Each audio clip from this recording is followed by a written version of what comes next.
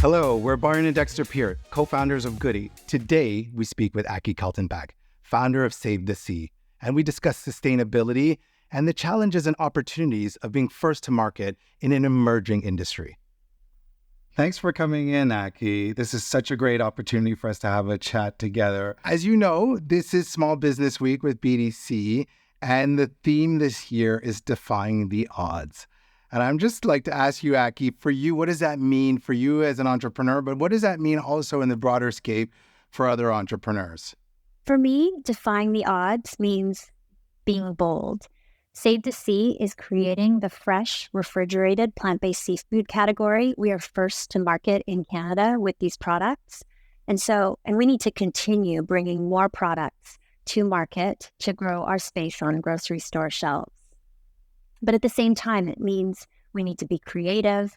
We're a small business with limited R&D funds, limited funds in general. And so we constantly are looking for ways to do things with little to no money. Business is already so hard for most companies, most entrepreneurs. But I would think when you're first to market, it's even harder. Maybe you can walk us through or share some of the early sacrifices, either in starting the business or running Save the Sea. Yeah, there's no roadmap for when you're first to market. We're with you on that, yeah. And so most people don't even know what plant-based seafood means. There's lots of other options in other categories, milk being, the most mature in the plant-based space. But plant-based seafood, people have never heard of it. So there's so much education that needs to happen. And so a lot of in-store demos, a lot of consumer shows, feet on the street, getting our product into people's mouths for them to, see, to believe. No doubt that you're well on the journey already, and it seems like the future is very bright. But thinking back to the very beginning, being a pioneer in a space like this, there must have been a tremendous amount of research that would inform the communication strategy. I'd imagine the sustainability strategy as well, too. Maybe you can just speak to the research that goes into this. I think that most entrepreneurs that are watching and listening right now would really learn and gain a lot of information from the work that went into this before it was even able to get up. I mean, I think part of being an entrepreneur is courage, naivete, ignorance. Prior to Save the Sea, I was running restaurants. I had never worked in the consumer packaged goods industry and frankly knew nothing about it.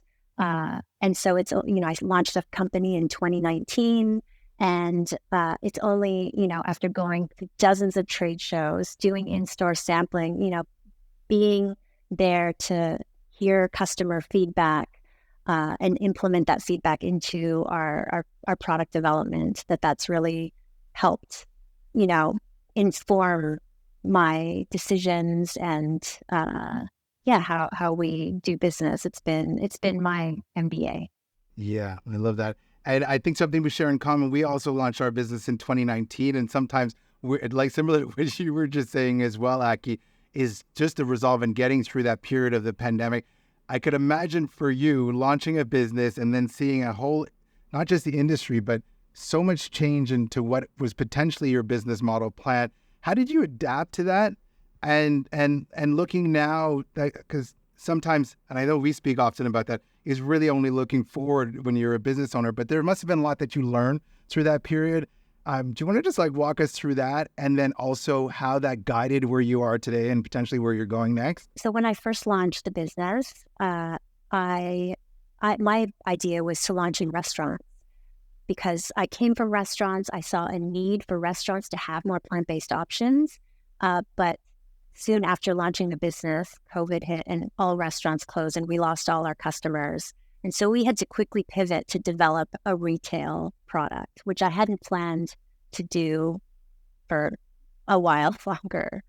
But now, today, retail makes up 95% of our business. We do have a few restaurant customers in BC, but grocery is really where our bread and butter is. And will continue to be. We just expanded into the U.S. and the Pacific Northwest into to natural retailers there, and looking to expand to California or in early next year.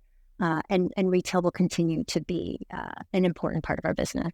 And on that note then, Aki, when you're thinking about retail, are there any specific retailers that you're spending most of your time focused on? Is it a high-end retailer? Is it a grocery store that is in small local towns and cities? Or what's the idea there? And I have a follow-on question, if you'll allow me. I would imagine there's a lot of operational challenges that come with that, shipping to these grocery stores. I'm sure that that is also something that you have to deal with as part of your business strategy. Love to learn more about that. I mean, this is Small Business Week, and I'm sure you have a story to tell. Yeah. So our focus is the natural retailers versus conventional retailers. So, we're a premium product at the end of the day. So that's really our focus, is either in natural retailers or in the natural set in retailers. And yes, distribution is hugely challenging. So as I mentioned, we're fresh, refrigerated. So our product has to be shipped cold chain. And so that definitely adds to the cost. But we have been, our products are available across Canada, from Victoria all the way to Prince Edward Island. And yeah, and like I said, we've just expanded into the U.S. So I love that you just shared that it's a premium product, because I think a lot of times for entrepreneurs, you're trying to be all things to everybody, but I think you really clearly have defined who your customer or your target customer is and what the distribution would look like to match that. In the premium customer base, I would imagine that you also still have some challenges with price increases, inflation. In the food space, it feels to be like the conversation of today, and then also naturally with you being having so much attention around sustainability and consumers having to sometimes feel like they have to make a choice between their sustainable actions and affordability. Just curious for you, what are you seeing, what you called on the boots on the ground? Is there are there challenges to that, or is it opportunities? Yeah. Cost is a constant conversation. Our business is a pennies business. So every time we increase our volume, we're able to achieve better volume, better margins on packaging, on ingredients. And so those are some of the key ways we've been able to. We haven't had to increase our price since launching, which is Congratulations. Incredible. Thank you. Yeah. We're always looking for ways that we can decrease the cost of goods so that we're able to, get the profitability. That's wonderful. And then you launched this in 2019. You're well on your way. Are there competitors in the space now? Obviously, you carved out a whole new market, plant-based seafood. Is this something that the grocery stores and the retailers are seeing other competition? And if so, how are you able to cope with, or stay ahead of that competition? So plant-based seafood is still a white market space. To give you some context, plant-based seafood makes up 1% of plant-based meat.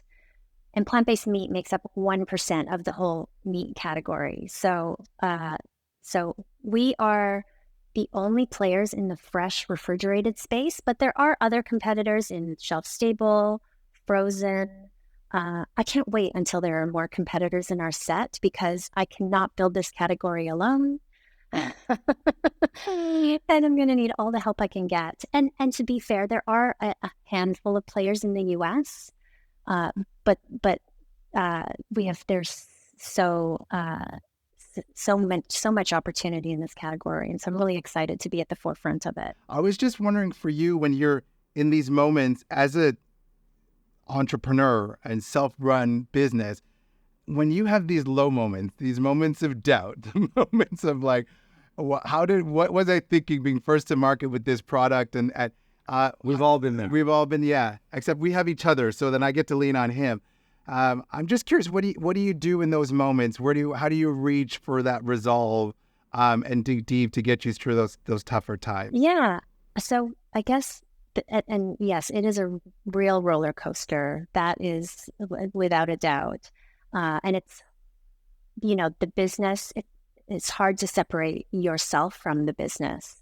I would say for me, it's been impossible.